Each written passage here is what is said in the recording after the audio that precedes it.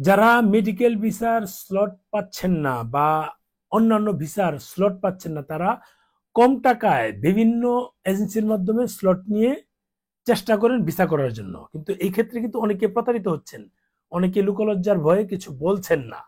এটা নিয়ে আজকে একটু কথা বলবো। যারা প্রতারিত হচ্ছেন তাদের ক্ষেত্রে একটা সতর্কতামূলক পোস্ট, এবং মানুষ যেন আবার প্রতারিত না হন সে বিষয়ে আজকে কথা বলবো। ভিডিওটা একটু শেয়ার দেন, অনেকেই এটা নিয়ে জানতে পারবে। কারণ এখন এখানে কোটি কোটি টাকার খেলা হচ্ছে, কোটি কোটি টাকার খেলা। আপনি হয়তো মনে করছেন যে আমি একা দিলাম, 5,000 টাকা দিয়ে দিলাম, ব্যাপার না। 4,000 দিয়ে দিলাম, ব্যাপার না। 2,000 দিয়ে দিলাম, ব্যাপার না। এরকম প্রতিদিন লক্ষ লক্ষ মানুষ টাকা দিচ্ছে আর প্রতারিত হচ্ছে। এভাবে মানুষ অনেক টাকা কামাচ্ছে, এটা ধারণার বাহিরে। কি বলবো এখন, আপনার এই যে যারা সস্তায় স্লট নিয়ে মানে ফেসবুকে দেখবেন পোস্ট দিচ্ছে, পোস্টে লেখা আছে যে এখানে স্লট অ্যাভেলেবেল আছে বা এখানে স্লট দেওয়া হয়, খুব অল্প টাকায় স্লট দেওয়া হয়। এগুলো হচ্ছে মানে দেখবেন যে চেহারার মধ্যে নুরানি চেহারা, দাঁড়িয়ে আছে, একদম সুন্দর চেহারা। তাদেরকে দেখলে কেউ বিশ্বাসই করবে না যে তারা বাটপারি করতে পারে। এই সবগুলো বাটপার।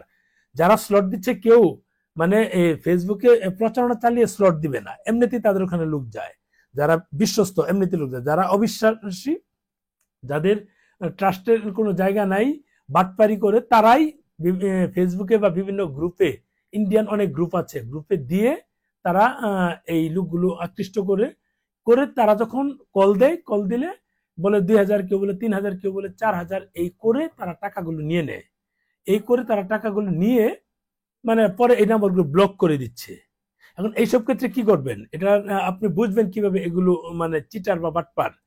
এদের এদের বোঝার জন্য আপনাকে যেটা করতে হবে, নর্মালি আমাদের ইন্ডিয়ান হাই কমিশন কিন্তু স্লট ওপেন করে দিয়েছে। মেডিকেল ভিসা, অন্যান্য ভিসা, টুরিস্ট ভিসা বাদে অন্যান্য সব ভিসাই প্রয়োজন অনুযায়ী দিচ্ছে। খুব বেশি দিচ্ছে না, প্রয়োজন অনুযায়ী দিচ্ছে। কিন্তু সাধারণ পিপল কি এই স্লটগুলো নিতে পারে কি না? পারে না, কেউ পারে না। এই কারণ হচ্ছে বিভিন্ন হ্যাকাররা এই স্লটগুলো তাদের মতো করে তারা নিয়ে নিচ্ছে, আটকে রাখছে, আটকে রেখে তারা এগুলো বিক্রি করছে। এম্বাসি কিন্তু ছেড়ে দিচ্ছে। এম্বাসি কাজ হচ্ছে যেন সাধারণ মানুষগুলো পায়, কিন্তু এগুলো এম্বাসি সম্ভবত ট্রাই করছে। আমি যেটা তথ্য পেয়েছি, এই এটার সাথে সংশ্লিষ্টতা পেয়েছে এরকম প্রায় 17 জন 18 জনের চাকরি অলরেডি চলে গিয়েছে। এই কারণে এই স্লট বেচা কেনার কারণে এবার মানুষ কোটি কোটি টাকা কামিয়ে ফেলছে এই এখন সময়। কারণ একটা স্লট 10,000, 12,000, 15,000, 20,000, 25,000, 30,000, 40,000 বিক্রি হচ্ছে। তাহলে এইগুলো যেহেতু বিক্রি হচ্ছে, তারা টাকা প্রচুর কামাচ্ছে। এই হ্যাকাররা কিন্তু এই কাজগুলো করছে। এখন আপনার ধরেন হ্যাকাররা তো একটা নির্দিষ্ট অ্যামাউন্ট নিয়ে তারপর এই কাজগুলো করছে। কে কারো কাছ থেকে 10, কারো কাছ থেকে 12, 10-এর নিচে কেউ নেয় না, কারো কাছ থেকে 15, কারো কাছ থেকে 20 নিচ্ছে। এখন এই মিনিমাম 10,000 টাকায় যে কাজ হয় সেটা 5,000 টাকা কে দিবে? যারা হ্যাকার তাদের কাছে তো মানুষ দেয়, তো ঢাকা শহরে মাত্র 4 থেকে 500 বা 600 এই স্লট দেয়। তাই এই স্লট আমরা 6 থেকে 8,000 লোক প্রতিদিন ট্রাই করি, বা 50-60,000 লোক ট্রাই করি, পাই না। তার মানে কি, মানে ওই হ্যাকারদের কাছে কিন্তু প্রচুর লোক যাচ্ছে, গিয়ে ওই ভিসার জন্য স্লট নিয়ে তারা ভিসা আবেদন জমা দিচ্ছে। কিন্তু যারা বাটপারি করে তারা কিন্তু এগুলো প্রয়োজন নাই। তারা কি করে, একটা নাম্বার নিল, 10, 12টা, 15টা সিম নিয়ে একটা নাম্বার দিল, দিয়ে বললো যে এখানে স্লট অ্যাভেলেবেল দেওয়া হচ্ছে। আপনি কল দিলেন, আপনার কাছে 2,000, 3,000 বললো, 4,000 বললো, আপনি দিয়ে দিলেন। আপনি চিন্তা করলেন যে আমার তো ভিসা হলেও হলো, না হলেও না, যদি হয়ে যায় তাহলে ঘুরতে যাব, বা হয়ে যায় তাহলে আমার আত্মীয় স্বজনের সাথে দেখা করতে যাব, যদি হয়ে যায় তাহলে আমার ট্রিটমেন্টটা করে আসবো। এই যাদের লোভটা ছোট ছোট আছে, তাদের ক্ষেত্রে বিপদটা হচ্ছে প্রচুর লোকজন আমাকে নক দিচ্ছে, বিভিন্ন গ্রুপে কিন্তু এগুলো বলছে যে আমি এরকম ধরা খেয়েছি। মানে অল্প টাকা নিলে তো ধরা খাবে না, সস্তা গলায় চিরা নষ্ট যেটা।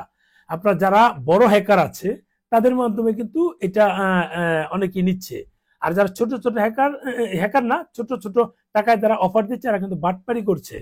যদিও যারা বেশি টাকায় নিচ্ছে তারাও কিন্তু এটা দিনামারি করছে, এবং এটা ইলিগেল কাজ।